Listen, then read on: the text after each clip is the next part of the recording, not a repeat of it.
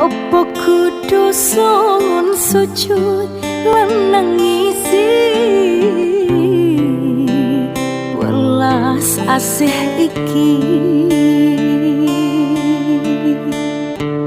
Ojo dipadano isan ambe wong liya berko isun sing sempurna.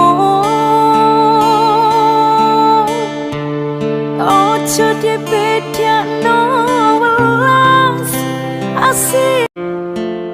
Opo kudu sun sujud lan nangisi welas asih iki. Ojo dipadano isan ambe wong liya berko isun sing sempurna.